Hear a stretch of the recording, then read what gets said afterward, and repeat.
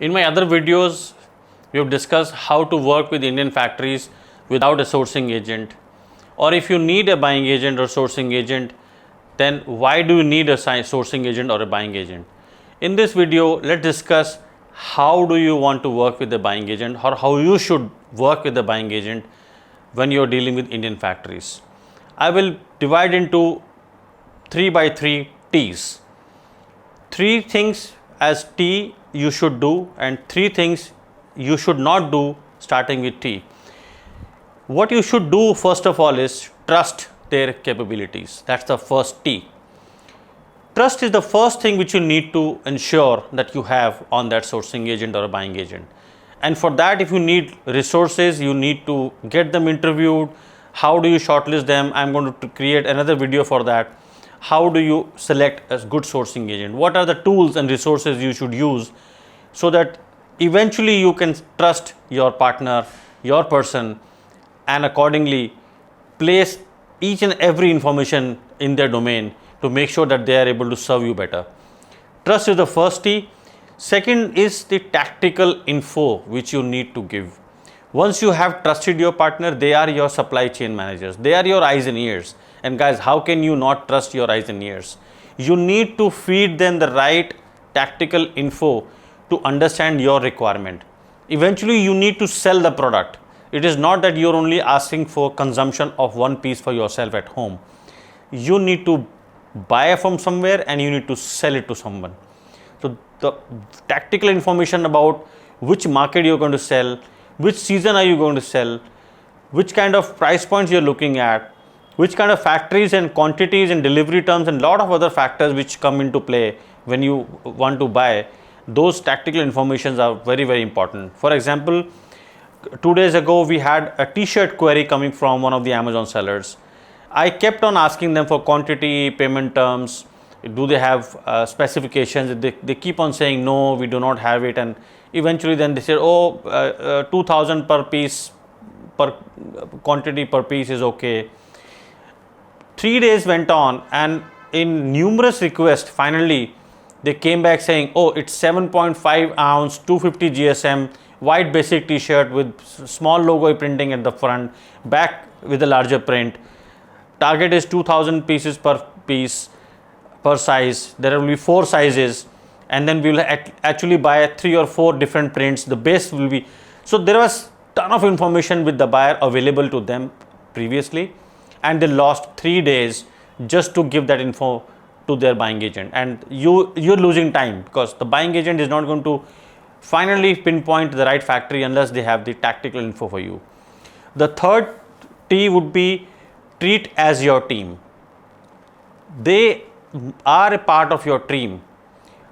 There would be certain things you might want not to share with them, but most of the things they will figure out themselves because they need to serve you. They will always be keen to know how you sell, where you sell, who are your customers, at what price points do you sell, how much, when you do the back costing, at what price point they need to source the factory from, which kind of factory is the right factory for you, how is your temperament as a buyer. For example, we have one customer with us. He's an old person and in the business for 30 plus years. His temperament of working is completely different from an organized big company with a buyer as an employee. He is a one-man show. He is selling, he is buying. Only 2 people in the warehouse who would be, I believe, are the coordinators for their buying and selling everything.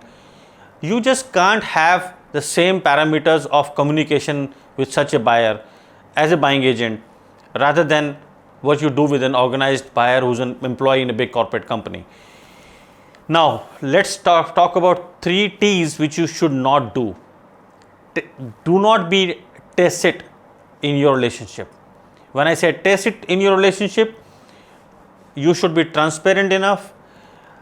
Invite them to your office, to your warehouse, to your showrooms, or if you're visiting them in India, probably spend more time with them to understand them as a person and let them understand you as a person as well. Apart from few personal things which I don't think anybody would be interested into, do not hide any key information which you might have. Maybe some exporters might be contacting you for direct business, or they might be saying something bad about your buying agent. Guys, if the buying agent is bad and if it's coming from a factory which is not good, and you have to have your gut feeling, you need to be very transparent and judge who's the right person. Is the factory saying something right for them, or is my buying agent is the worst who should be here to do my job, because you have placed a trust on them. The second would be, do not tamper with the process. For example, if a buying agent has set up a process for you, how the quotations are going to come, what are the things which you need to do, what a factory needs to do, and if sometimes the factory comes up and say, oh, we did not produce a counter sample, and now we don't have a time, so what do you need to do? And if your buying agent is saying, we need a counter sample because this factory does not understand how this production is going to happen once you order unless you have a counter sample, and the exporter is directly coming to you and say, oh, can I take your approval? And you say, yes, send me a sample, I don't need a counter sample. That's a tough job you're doing it for your buying agent when they are not in resonance with the decision. If they are, that's their job to manage how will they inspect the goods without a counter sample or a green sample. So do not tamper with the process.